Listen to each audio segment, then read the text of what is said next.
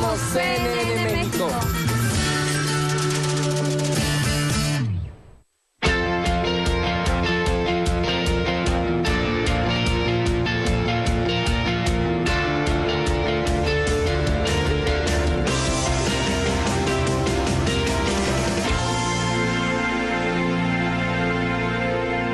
Bienvenidas, bienvenidos, gracias por estar en este programa, gracias a nuestro invitado que aceptó estar en nuestro estudio de CNN de la Ciudad de México, Jaime Labastida. Jaime, bienvenido, gracias por estar aquí. Muchísimas gracias.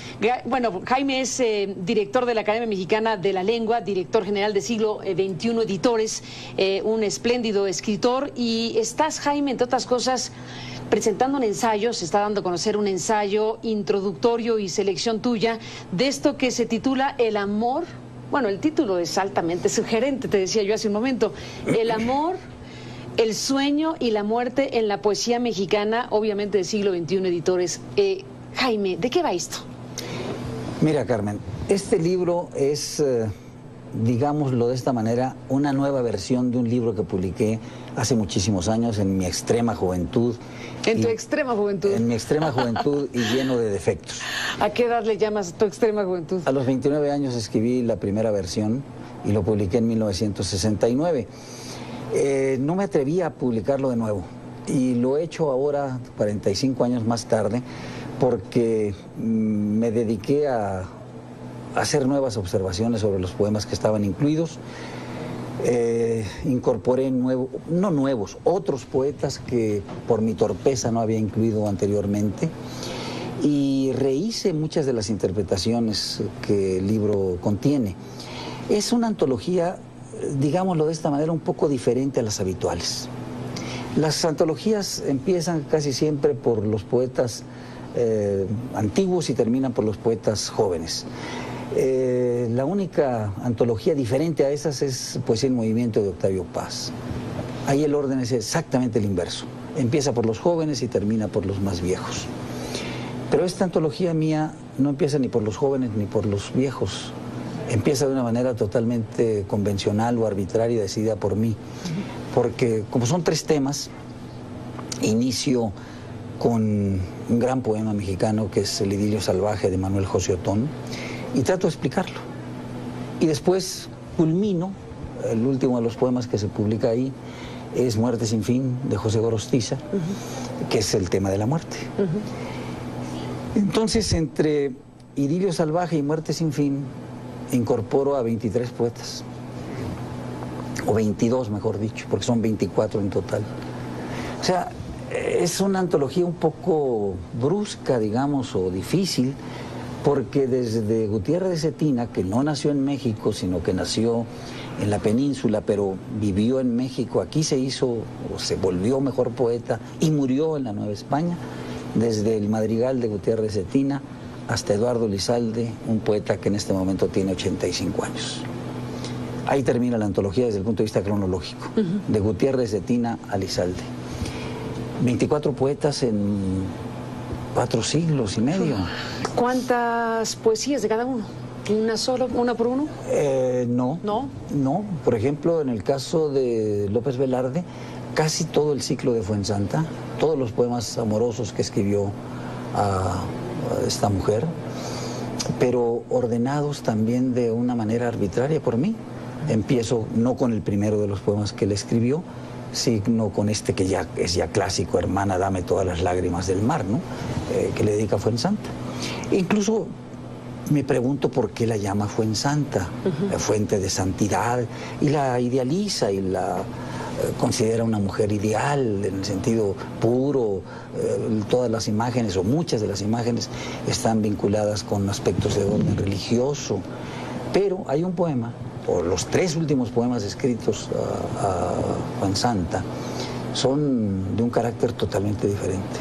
Yo parto en el análisis de la obra de López Velarde de Hormigas, un poema en donde López Velarde, lleno de erotismo, le pide a Fuensanta que se le entregue, que no coincide con la imagen ideal en donde le dice me estás vedada tú, sino que le dice que su lengua, la lengua de Fuensanta, semeja a una réproba llama que sale desde un horno.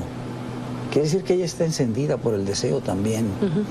Y él le pide que antes de que muera, antes de que tus labios mueran para mi luto, dámelos, dice, en el crítico umbral del cementerio. Está agonizante. Está agonizante. Y sin embargo, en esa agonía le pide que se le entregue. Entonces, lo que hago es un ensayo introductorio muy largo, no es una antología normal en el sentido de que aquí están los poemas y ustedes léanlos y véanlo. No, como incorporo poemas difíciles, como Primeros Sueños, Sor Juana, ¿qué te puedo decir? Muerte sin fin de Gorostiza. Trato de darle una llave a los una lectores. Interpretación, una lectura, un entendimiento a la poesía. Porque son poemas complejos, son poemas densos, muy difíciles. Y trato de encontrar... Ayudarle al lector a entender. Puede discrepar de mí, por supuesto. Sí, pero ayudas al entendimiento, a comprender lo que el autor y el poeta quiso hacer o intentó hacer a través de estos poemas. Están el amor, el sueño y la muerte y la organización de esta selección poética está temática, es decir, primero el amor, luego el sueño y luego la muerte, cronológicamente y temática, no. Cronológicamente ya dijiste que no. No, pero temáticamente sí. Temáticamente sí, pero dentro de cada sección el orden es decidido por mí. ¿Por qué empiezo por Idilio Salvaje? Porque me parece que Idilio Salvaje de Otón es uno de los grandes poemas de amor. ¿Empiezas con lo que más te gusta? No solamente por eso, sino porque es un poema desgarrado. Es un poema en el cual Otón utiliza el paisaje del desierto para expresar su sentimiento de desolación y de amargura. ¿Se ha considerado en general Idilio Salvaje como un gran poema descriptivo del desierto? Yo creo que no. El paisaje está emotivamente descrito, pero no descrito. Desde un principio dice, mira el paisaje árido y triste, inmensamente triste. O sea, el paisaje se identifica con la desolación que él tiene por este amor que desde luego lo apasionó, pero que le produjo un sentimiento de culpabilidad del cual no pudo desprenderse. Entonces empieza por ahí. Empiezas por ahí. Y luego sigo con un poema clásico también, Idilio de Díaz Mirón. El idilio de Díaz Mirón no tiene nada que ver con los idilios tradicionales. Los idilios de Garcilaso, las bucólicas de Virgilio, pues sitúan en un paisaje armonioso, bello, tranquilo. Garcilaso dice que las ninfas están en el río, en aguas cristalinas. Y aquí, al contrario, Díaz Mirón dice que el sitio es ingrato, por fétido y hosco. Los pastores de los idilios clásicos hablan como si fueran duques o marqueses, como si fueran cortesanos. Aquí solamente aparece una pastora que lo único que hace es gritar de anhelo para ser violada. Ni siquiera hay palabras. ¡Qué tremendo! O sea, es lo contrario de un idilio. Exacto. Entonces, yo lo que intento es mostrar los grandes poemas de la poesía mexicana. Y bueno, los definitivos, dijiste, con esta polémica que deja la palabra. Así es. ¿Por qué? Porque yo creo que tenemos poemas de verdad muy importantes y me preocupa que en otros países no les den la importancia que merecen. Déjame, Jaime, hacer una pausa y regresemos con ese punto. Con mucho ¿Qué gusto. te preocupa? Y volvemos con ello.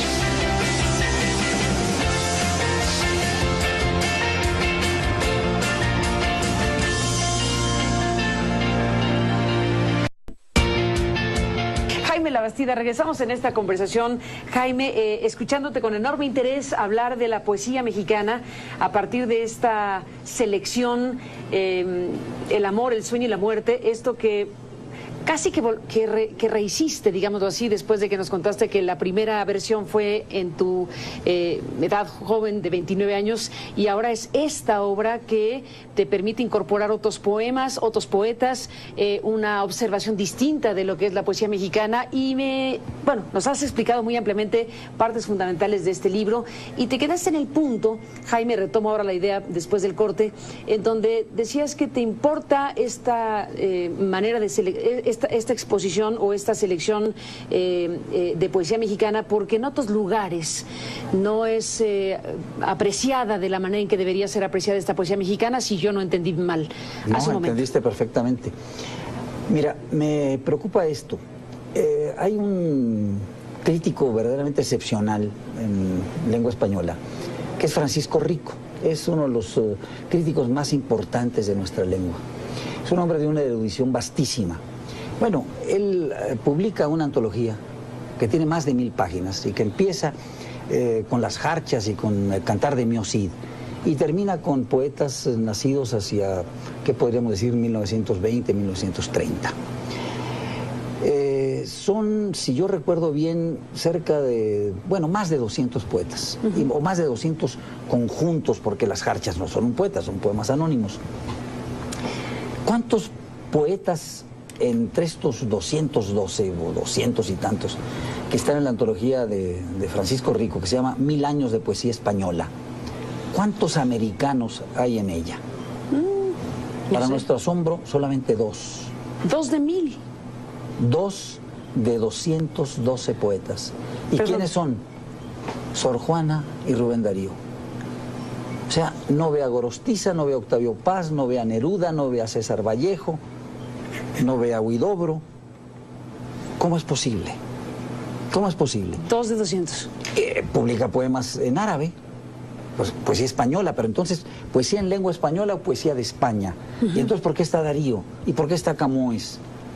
Porque Camões escribió algunos, Luis de Camões, el portugués, escribió algunos poemas en español. Entonces los incorpora, 3, 4 poemitas. ¿Tienen la importancia de nuestros grandes poetas?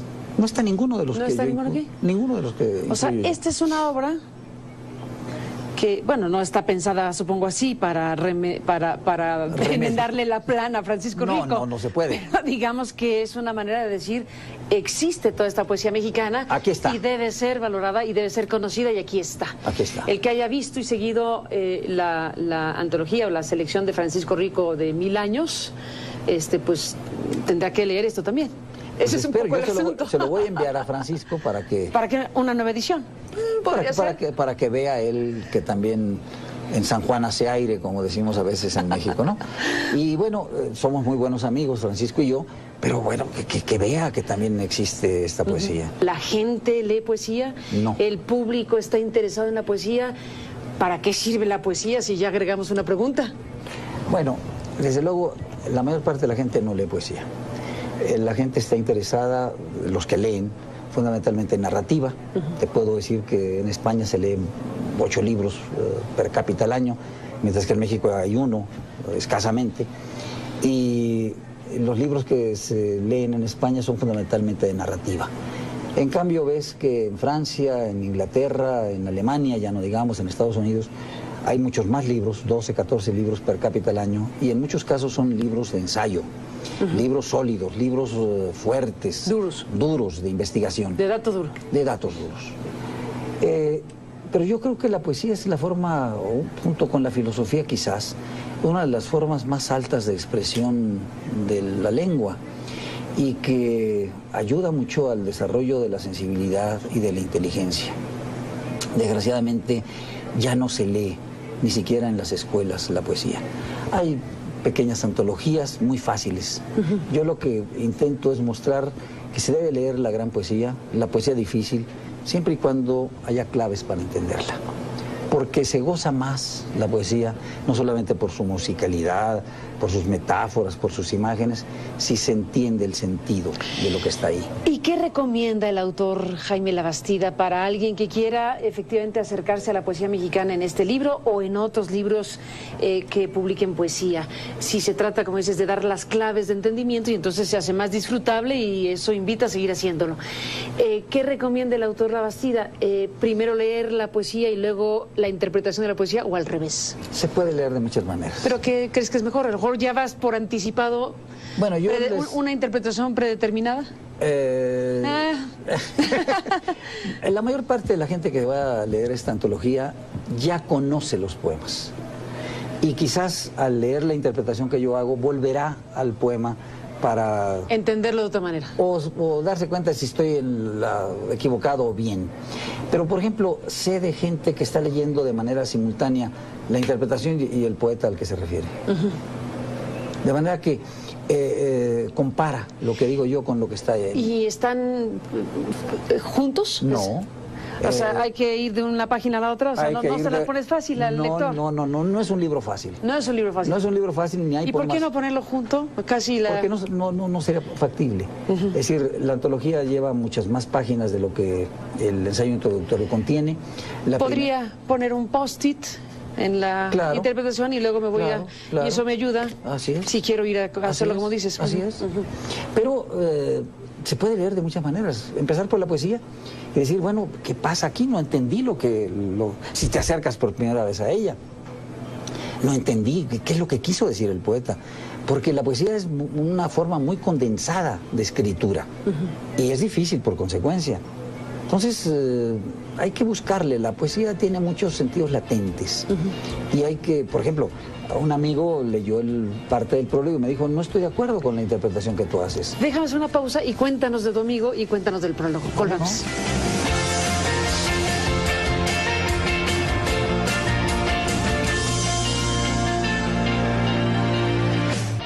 Entramos en la parte final de esta conversación con Jaime Labastida, autor del Amor, el sueño y la muerte en la poesía mexicana del siglo XXI, editores. Volvemos. Bueno, entramos, Jaime, en la parte final de esta conversación, que te agradezco mucho que hayas estado aquí para sostenerla, para hablar de poesía, de este libro, El amor, el sueño y la muerte en la poesía mexicana, que estás presentando, por cierto, en Bellas Artes, aquí en la capital de la República Mexicana en estos días, en la Sala Ponce. Y bueno, pues Jaime, te quedaste hace un momento, antes del corte, te quedaste hace un momento hablando de, bueno, de lo que significa interpretar la poesía y desde luego someterte también a la discusión respecto a tu propia interpretación de la poesía mexicana y esta selección que haces. Y decías que un amigo tuyo te discutió el prólogo. Bueno, la interpretación que hago de un poema de Quevedo. ¿De qué? ¿De Quevedo? De Quevedo. Dice que él no está de acuerdo con lo que yo digo. Pero mira, como ¿Y ahí que se acabó la amistad o qué? No, todo lo contrario, no. Nos llevamos. ¿Y qué pasó? ¿Dejó de ser mi amigo? No, claro. No, de ninguna manera. Es una broma. No, nos llevamos espléndidamente. Él tiene una interpretación que difiere de la mía. Pero, por ejemplo, yo lo que querría decirte es que me corrijo yo mismo. Lo que dije de algunos poetas lo corrijo ahora, 45 años más tarde. Por ejemplo, Muerte sin fin. Hace 45 años yo di una interpretación basado fundamentalmente en la segunda parte del poema. De ella dijo Salvador Elizondo que las únicas dos interpretaciones válidas eran la de Octavio Paz y la mía. Sin embargo, yo no estuve satisfecho con esa interpretación, porque solamente se refería a la segunda parte. Ahora voy a la primera parte del poema, que antes no había tocado casi. Voy a los epígrafes que coloca Gorostiza al principio de Muerte sin fin, que vienen de los proverbios de Salomón, y me pregunto por qué están ahí, qué sentido tienen, y encuentro el sentido fundamental de lo que Gorostiza quiso hacer con ellos. Y luego también voy a la interpretación de la canción final, aquella que empieza diciendo tan, ¿quién es? Es el diablo. ¿Cómo aparece el diablo al final del poema? ¿Dónde estaba antes el diablo? ¿Qué puerta toca el diablo?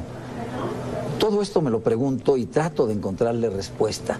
Porque en algún verso dice Gorostiza, con él, conmigo, con nosotros tres. Y me pregunto, ¿quiénes son esas tres personas? Entonces, desde luego él es Dios en el momento en que está creando el mundo por medio de la palabra. Pero ¿quién es conmigo? Conmigo soy yo, la primera persona. Y ¿pero el otro? Y la gente cree que es Gorostiza. Yo creo que no es Gorostiza. Es una primera persona, pero no es Gorostiza. Creo que es la sabiduría que está acompañando a Dios en el momento en que se dispone a crear el mundo y pronunciar la primera palabra. Que Gorostiza le sugiere, o la sabiduría sugiere, que no pronuncie para no crear el mundo. Nada. Esta es mi interpretación.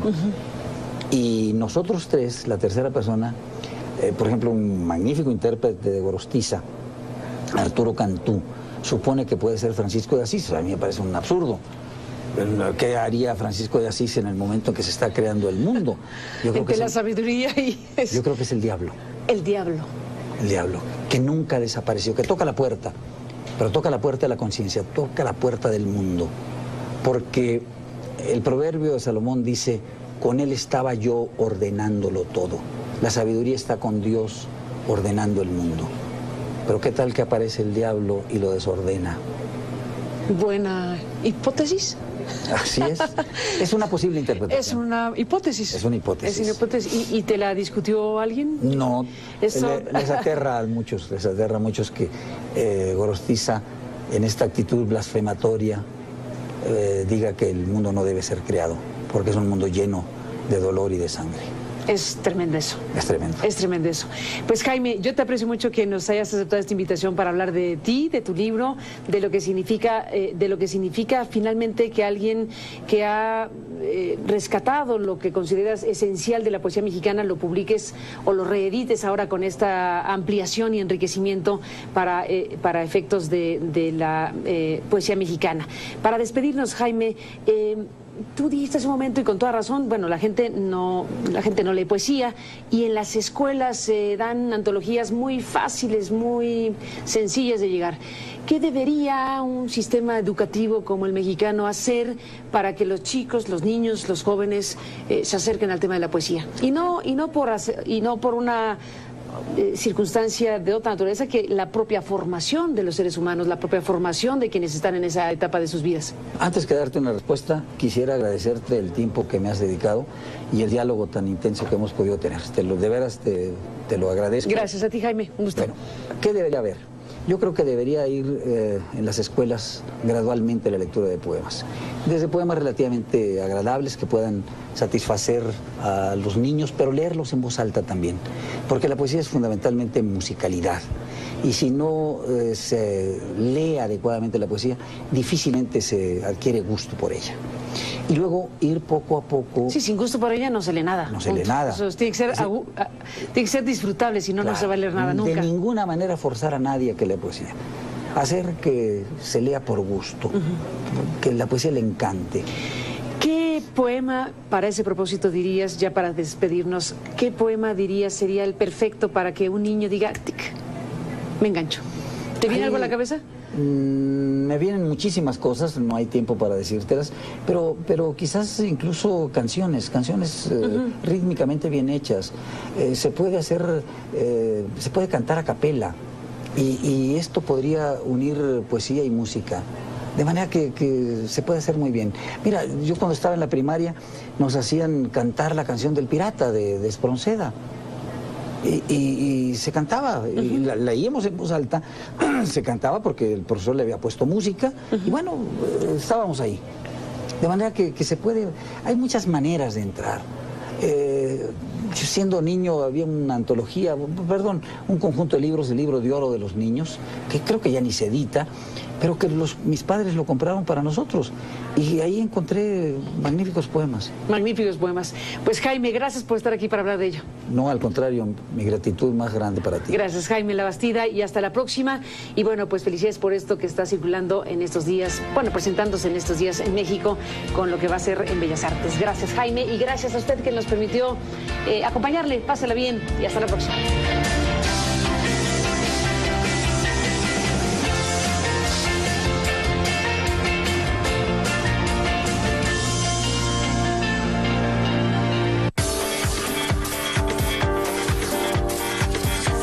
Somos CNN México.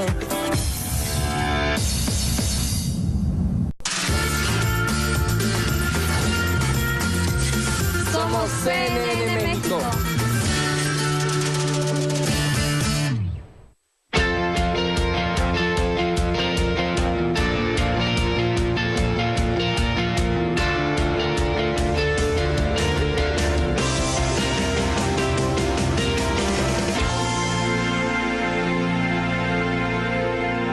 Bienvenidas, bienvenidos, gracias por estar en este programa, gracias a nuestro invitado que aceptó estar en nuestro estudio de CNN de la Ciudad de México, Jaime Labastida. Jaime, bienvenido, gracias por estar aquí. Muchísimas gracias. Bueno, Jaime es director de la Academia Mexicana de la Lengua, director general de Siglo XXI Editores, un espléndido escritor, y estás, Jaime, entre otras cosas...